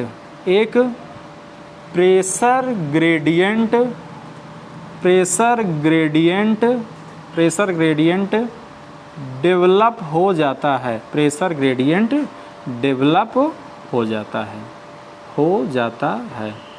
और इस प्रेशर ग्रेडियंट के कारण हाई प्रेशर से लो प्रेशर की ओर ये आयंस और इलेक्ट्रॉन मूव करेंगे। जब हाई प्रेशर से लो प्रेशर की ओर ये मूव कर जाएंगे तो इस कांटेक्ट के बीच कोई आयन नहीं होगा। जब इस कांटेक्ट के बीच कोई आयन नहीं होगा तो यहाँ पर कोई आर्क नहीं बनेगी, मतलब कि आर्क एक्सटिंग्विश हो जाएगी। यही चीज़ लिखेंगे। प्रेशर ग्रेडियंट के कारण प्रेशर ग्रेडियंट के कारण आयंस और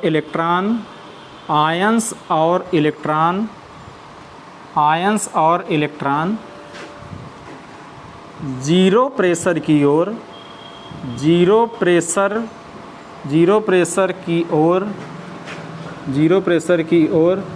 मूव कर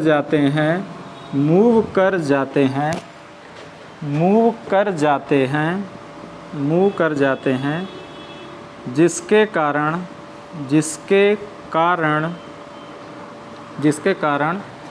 arc current crossing naturally zero position पर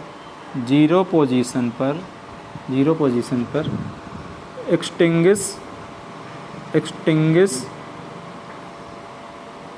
हो जाती है। यहाँ तक आप लोग समझ पा रहे होंगे। अब हम लोग इसमें एक चीज़ और समझ लेते हैं कि आप लोगों को अक्सर ऐसा एक क्वेश्चन दिखा होगा कि जो मेरा वैक्यूम सर्किट ब्रेकर है, वैक्यूम सर्किट ब्रेकर में मैं करंट चोपिंग से बचने के लिए क्या करता हूँ। तो वही चीज़ हम लोग समझते हैं कि वैक्यूम सर्किट ब्रेकर में हम लोग करंट चोपिंग की जो घटना होती है उससे कैसे बचा जाए। इसको समझने के लिए सबसे पहले ये हम समझेंगे कि करंट करंट चॉपिंग क्या होता है ये चीज़ आप जानते ही हैं, बहुत अच्छे से आपको बताया जा चुका है। तो करंट चॉपिंग किन किन बातों पर डिपेंड करेगा, करंट चॉपिंग किस किस चीज़ों पर डिपेंड करता है, पहले मैं इस चीज़ को समझता हूँ, इस चीज़ को हम लोग समझते हैं, तब फिर हम लोग आगे समझ पाएंगे। तो हेडिंग डालिए current chopping, current chopping, current chopping. ये सारी चीज़ें सिर्फ वैक्यूम सर्किट ब्रेकर के लिए ही लागू होंगी, इस चीज़ का आप ध्यान दीजिएगा। किसी अदर सर्किट ब्रेकर में ये अप्लाई नहीं कर पाएंगे आप। यहाँ पर ध्यान दीजिएगा, करंट चॉपिंग मुख्यतः दो बातों पर निर्भर करता है। एक तो वेपर के प्रेशर पर, करंट चॉपिंग वेपर के प्रेशर पर, दूसरा इलेक्ट्रॉन के इमिशन प्रॉपर्टी पर। इलेक्ट्रॉन जो मेरा कांटेक्ट मटेरियल है उसके इलेक्ट्रॉन इमिशन की प्रॉपर्टी पर डिपेंड करता है। इस चीज़ को अभी लिखते हैं, उसके बाद आगे ये समझ में आ जाएगा कि कैसे कहाँ कैसे ये डिपेंड करता है। यहाँ लिखिएगा current chopping, current chopping, current chopping निम्नलिखित पर निर्भर करता है, निर्भर करता है। पहला किस पर है?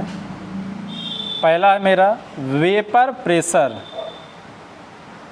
Vapour pressure. दूसरा electron emission property of contact material, electron emission property of contact material. वे जो करंट चॉपिंग की घटना होती है उस घटना से हमको बचने के लिए, करंट चॉपिंग की घटना से हमको बचने के लिए देखिए किस पर डिपेंड किया, हाई वेपर प्रेशर पर डिपेंड करता है और electron emission property of contact material पर डिपेंड करता है। करंट चॉपिंग की घटना से हमको बचने के लिए हम ऐसा मटेरियल यूज करते हैं जिसका हाई वेपर प्रेशर हो,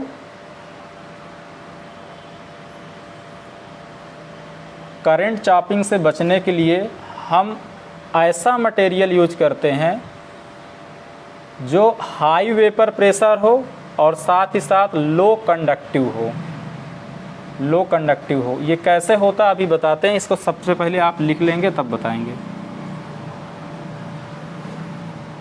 करंट चॉपिंग यहाँ पर लिखते हैं, करंट चॉपिंग, करंट चॉपिंग से बचने के लिए, से बचने के लिए, से बचने के लिए high vapour pressure, high vapour pressure, high vapour pressure, high vapour pressure तथा लो conductive, low conductive, low conductive material, material का कांटेक्ट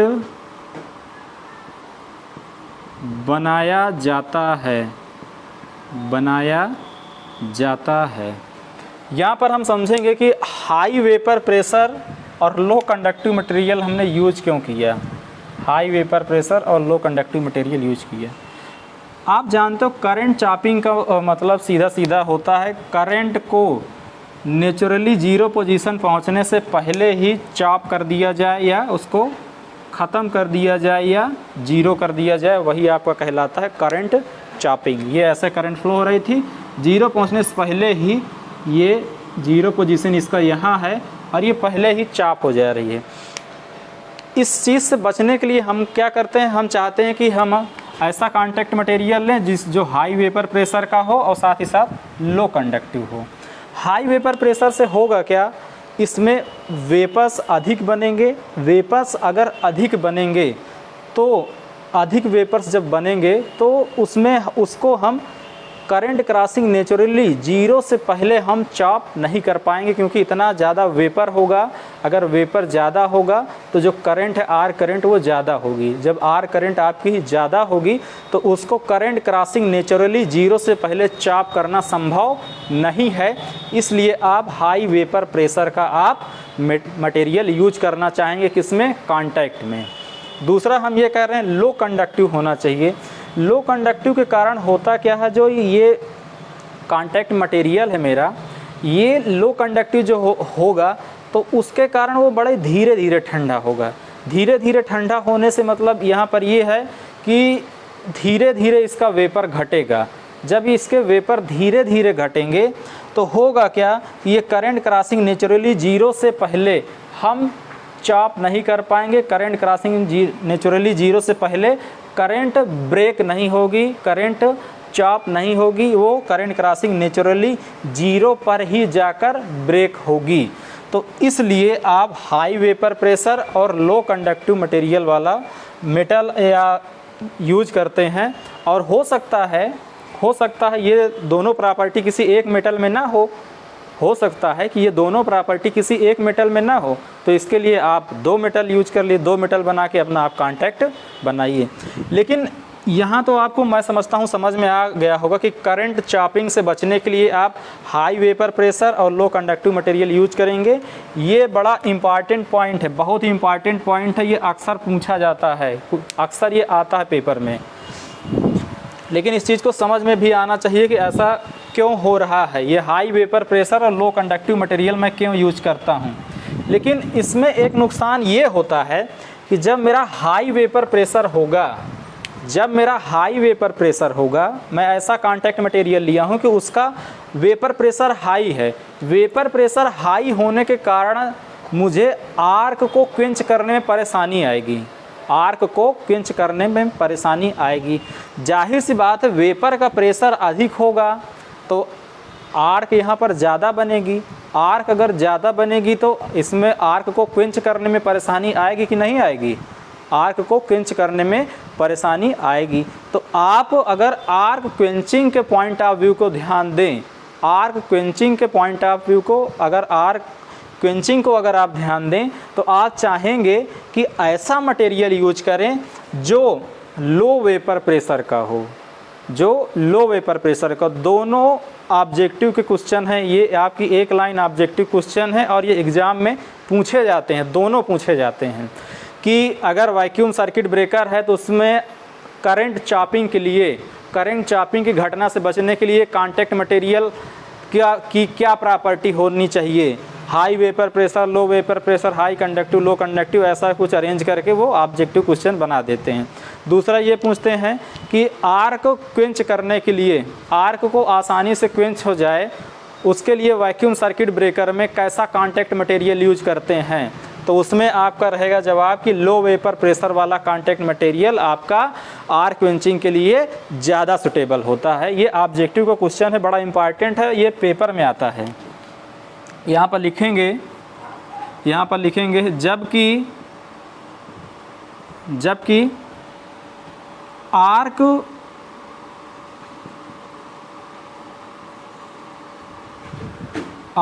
क्विंचिंग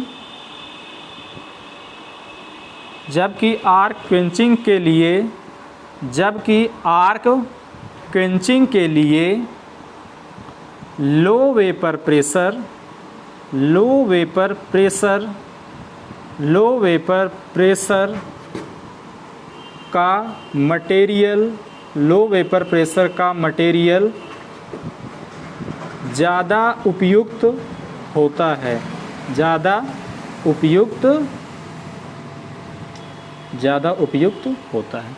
होता ये है कि किसी एक मटेरियल में ये सारी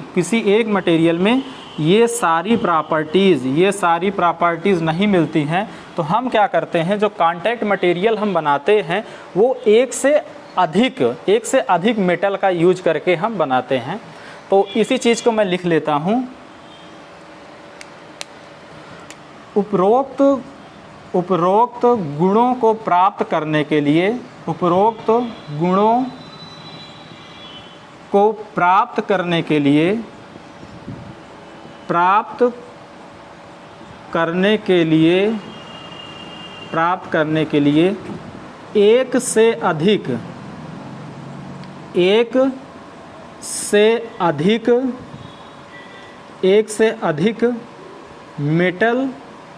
अधिक मेटल का प्रयोग करके, एक से अधिक मेटल का प्रयोग करके कांटैक्ट मटेरियल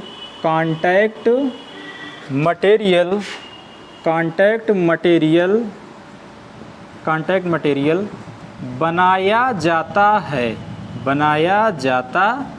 है।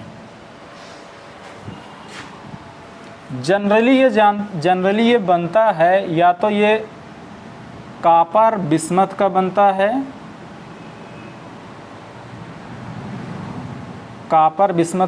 है, या तो ये सिल्वर बिस्मथ का बनता है जनरली। इसको भी आप नोट करेंगे और इसको याद रखेंगे, ये पूछा जाता है पेपर में। या तो कॉपर लेड, या तो सिल्वर लेड, इन सब चीज़ का ये मिलकर बना होता है। Copper bismuth, silver bismuth, copper lead, silver lead, बड़ा आसान सा है याद करने के लिए, इसको आप याद रखिएगा, ये पूछा जाता है। तो इन मटेरियलों का मिलकर ये बनाया जाता है। अब हमारा लास्ट एक पॉइंट बचा है, इसका हम एप्लीकेशन कहाँ पर करते हैं, वैक्यूम सर्किट ब्रेकर का हम एप्लीकेशन कहाँ पर करते हैं। बस इसी चीज़ को लिख लेते हैं, इसी चीज़ को समझ लेते हैं, तो हमारा टॉपिक कंप्लीट हो जाएगा। तो आप लोग हेडिंग डालिए, application of vacuum circuit breaker. Application of vacuum circuit breaker, application of vacuum circuit breaker, application of vacuum circuit breaker. सबसे पहले तो आप ये जान लीजिए कि ये वैक्यूम सर्किट ब्रेकर कितने वोल्ट से कितने वोल्ट के बीच यूज होता है। तो इसमें बहुत ज़्यादा कुछ समझाने वाला नहीं है, तो इसलिए मैं सीधे लिखता चल रहा हूँ। इसका प्रयोग 3.3 kV से लेके 33 kV तक यूज होता है। इसका प्रयोग 3.3 kV से 33 kV तक होता है। 3.3 kV से 33 kV तक यूज़ होता है। और जनरली अगर पूछा जाए कि वैक्यूम सर्किट ब्रेकर किस वोल्टेज के लिए सबसे बेस्ट है, तो आपका जवाब है कि 33 kV के लिए सबसे बेस्ट है आपका वैक्यूम सर्किट ब्रेकर। ये भी पूछा जाता है। दूसरा, यह जो वैक्यूम सर्किट ब्रेकर है, हाई वोल्टेज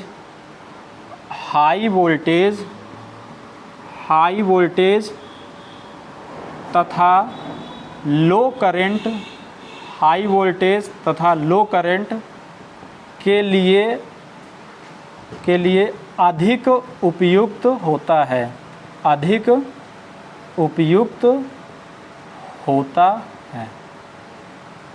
अधिक उपयुक्त होता है। अगला इसमें लिखेंगे कि जो वैक्यूम सर्किट ब्रेकर है, vacuum circuit breaker capacitive current breaking और साथ ही साथ जो लो इंडक्टिव करंट ब्रेकिंग है, इन दोनों के लिए बड़ा उपयुक्त होता है। वो क्यों होता है? वो इसलिए होता है कि जब सर्किट ब्रेकर में मेरा कॉन्टैक्ट ओपन होता है, तो जब आर्क बनना स्टार्ट होता है, आर्क बनता है, तो इसमें आर्क की क्वेंचिंग बड़ी तेज़ी से होती है। कहने का मतलब आप ये कह सकते हैं, इसमें जो डाइलेक्ट्रिक स्ट्रेंथ है वो बहुत तेज़ी से बिल्डअप होता है। डाइलेक्ट्रिक स्ट्रेंथ बहुत तेज़ी से बिल्डअप होता है, इसलिए ये कैपेसिटिव करंट ब्रेकिंग और लो इंडक्टिव करंट ब्रेकिंग दोनों के लिए उपयुक्त होता है। आप जानते हो कि कैपेसिटिव करंट ब्रेकिंग के दौरान कैपेसिटिव करंट ब्रेकिंग के दौरान वोल्टेज हमारा बढ़ते बढ़ते इतना बढ़ जाता है कि लगभग 5 Vm के बराबर हो जाता है, मतलब पीक वोल्टेज के 5 गुने के बराबर हो जाता है। तो अगर इसका ऑपरेशन फास्ट होगा तो उतने 5 Vm तक नहीं पहुंचने पाएगा, उससे पहले ही सर्किट को ब्रेक कर देगा, आर्क को क्विंच कर देगा। तो यहाँ पर ये हम कह सकते हैं कि vacuum circuit breaker capacitive current breaking तथा लो इंडक्टिव करंट ब्रेकिंग के लिए बहुत ही उपयुक्त होता है। आइए इसी चीज़ को हम लोग लिख लेते हैं। Vacuum circuit breaker capacitive current breaking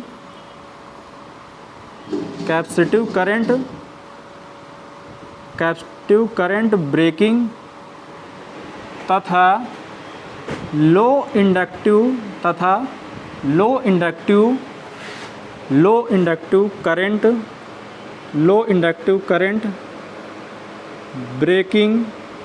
लो इंडक्टिव करंट ब्रेकिंग के लिए उपयुक्त होता है। इसमें होता क्या है, इसमें जैसे सर्किट ब्रेकर मेरा ओपन होना स्टार्ट होता है, आर्क बनती है, बहुत तेज़ी से इसमें डाइलेक्ट्रिक स्ट्रेंथ बिल्डअप होता है और बहुत तेज़ी से डाइलेक्ट्रिक स्ट्रेंथ बिल्डअप होकर आर्क को क्विंच करता है। और इसी प्रॉपर्टी को हम एक और नाम से जानते हैं, उसको हम बोलते हैं वैक्यूम आर्क रिकवरी फिनोमेना। इस प्रॉपर्टी का मतलब ये होता है कि ये आर्क को बहुत तेज़ी से क्विंच करता है। ये कभी अगर ऐसा वर्ड आ जाए तो आप लोग याद रखिएगा, जहाँ तक अभी मेरी जानकारी में ऐसा कोई क्वेश्चन आया नहीं है, लेकिन अगर ये ऐसा वर्ड आ जाए कि आपका ये vacuum circuit breaker capacitive current breaking और लो इंडक्टिव करंट ब्रेकिंग के लिए क्यों उपयुक्त होता है, तो आप ये बताएंगे कि ये जो इसमें वैक्यूम आर्क रिकवरी फिनोमेना होती है, वैक्यूम आर्क रिकवरी फिनोमेना होता है, जिसके कारण होता क्या है, जिसके कारण ये कैपेसिटिव करंट और लो इंडक्टिव करंट को ये ब्रेक कर पाने में सक्षम होता है। होता क्या, इस प्रॉपर्टी के कारण बहुत तेज़ी से डाइलेक्ट्रिक स्ट्रेंथ बिल्डअप होता है और आर्क तेज़ी से मेरी क्विंच हो जाती है। तीसरी चीज़, एक चीज़ ये आप जान लीजिए कि जो इसका ऑपरेशन होता है वो बड़ा फास्ट होता है। इसका ऑपरेशन फास्ट होने का रीज़न सिर्फ ये है, कि इसके जो कांटेक्ट के बीच का जो गैप है वो 5 mm से लेकर केवल 10 mm के बीच होता है। 5 mm से लेकर 10 mm के बीच होता है। तो सर्किट ब्रेकर के कांटेक्ट का जितना कम गैप होगा, जितना कम गैप के लिए मूव करना होगा, उतना कम समय लगेगा। अगर ये मान लीजिए आपका सर्किट ब्रेकर का ये कांटेक्ट है, ये आपका 5 mm गैप, एक सर्किट ब्रेकर 5 mm का गैप क्रिएट करता है ऑपरेट होने के बाद, एक सर्किट ब्रेकर 10 mm का गैप क्रिएट होता है ऑपरेट होने के बाद। तो जो 10 mm गैप क्रिएट करता है उसकी तुलना में जो 5 mm गैप क्रिएट करता है, इसको तो ओपन होने में कम समय लगेगा, और ये हम अपने मन से नहीं रख दिए हैं कि हम 5 mm का ही गैप रख दें। अगर आप कहें कि हमको ऑपरेशन और जल्दी करना है तो हम 2 mm के लिए कर दें, ऐसा नहीं है। हमने ऐसा पाया कि 5 mm और 10 mm का अगर हम गैप वैक्यूम सर्किट ब्रेकर में रखते हैं तो ये हमारे लिए सफिशिएंट होता है आर्क क्वेंचिंग करने के लिए, क्योंकि जो वैक्यूम है, इस वैक्यूम का डाइलेक्ट्रिक स्ट्रेंथ बहुत हाई होता है। अगर हम कहें, अगर कहा जाए तो इनफाइनाइट भी कह सकते हैं, या तो हम कह सकते हैं 1000 गुना होता है एयर की तुलना में। तो इसलिए इसका जो डाइलेक्ट्रिक स्ट्रेंथ इतना अधिक है कि हमको यहाँ पर वैक्यूम सर्किट ब्रेकर में कम गैप क्रिएट करने की ज़रूरत पड़ती है। अगर मेरा गैप कम क्रिएट होना पड़ता है, मेरा गैप कम क्रिएट होता है, तो इससे होता क्या है, मेरा ऑपरेशन फास्ट होता है। दूसरा, ये जो वैक्यूम सर्किट ब्रेकर होता है ये बड़ा सस्ता ये होता, जितने हमारे सर्किट ब्रेकर होते हैं सब में जितने हमारे सर्किट ब्रेकर होते हैं, मान लीजिए एयर ब्रेक सर्किट ब्रेकर है, वो तो लो वोल्टेज के लिए यूज होता है इंडोर एप्लीकेशन के लिए, और मेरा वैक्यूम सर्किट ब्रेकर तो ये मेरा हाई वोल्टेज के लिए यूज हो रहा है। और अगर मैं आयल सर्किट ब्रेकर की बात करूं या SF6 सर्किट ब्रेकर की बात करूं, तो ये आयल सर्किट ब्रेकर में क्वेंचिंग मीडियम क्या लगता है, आपका आयल लगता है, तो उसकी कुछ ना कुछ कास्ट होती होगी। इसी तरीके से SF6 सर्किट ब्रेकर में क्वेंचिंग मीडियम क्या होता है, मेरा SF6 गैस होता है, ये काफ़ी महंगी गैस होती है, तो इसमें इस क्वेंचिंग मीडियम की कास्ट लगती है।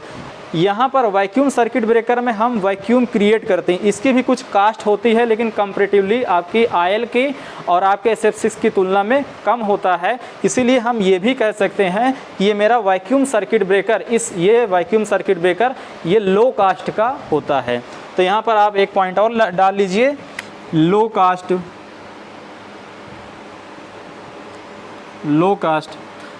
अगर ये अब लो कास्ट का है, ये सर्किट ब्रेकर अगर लो कास्ट का है, तो इसको हम जगह जगह पर ज़्यादा लगा सकते हैं। और आप जानते हो अगर ट्रांसमिशन, जनरेशन, ट्रांसमिशन, डिस्ट्रीब्यूशन, अगर इन तीनों की बात की जाए, अगर जनरेशन, ट्रांसमिशन, डिस्ट्रीब्यूशन, अगर इन तीनों की बात की जाए, तो जो कंडक्टर को जो सबसे बड़ा नेटवर्क होगा, जो कंडक्टर का सबसे बड़ा नेटवर्क होगा, अगर हम लेंथ वाइज बात करें, जो कंडक्टर का सबसे बड़ा नेटवर्क होगा वो आपके डिस्ट्रीब्यूशन में ही होगा।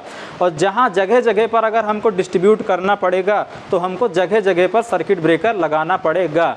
तो ये कंडीशन हमको कहाँ मिलती है, रूरल एरियाज़ में ज़्यादा मिलती है। तो इसलिए इस बेस पर हम ये कह सकते हैं कि vacuum circuit breaker rural electrification के लिए ज़्यादा उपयुक्त होता है।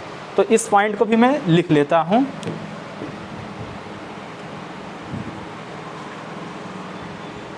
Rural electrification.